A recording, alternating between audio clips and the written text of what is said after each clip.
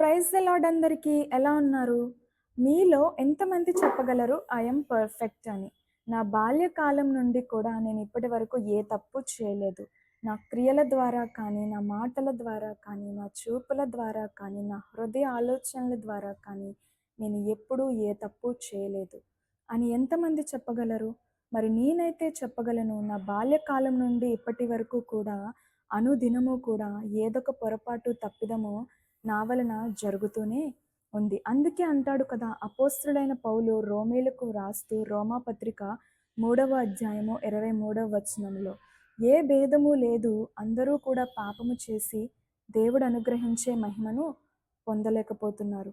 ఏ భేదము లేదు. చిన్న, పెద్ద, ముసలి వాళ్ళు అందరూ కూడా పాపము చేసి దేవుడు అనుగ్రహించే మహిమను పొందలేకపోతున్నారు. మరి దేవుడు ఎంత గొప్పవాడు అంటే, మనము పాపులము అని తెలిసి కూడా మత్తయి సువార్త 9వ అధ్యాయము 12వ వచనములో, రోగులకే గాని ఆరోగ్యము గలవారికి వైద్యుడు అక్కరలేదు గదా!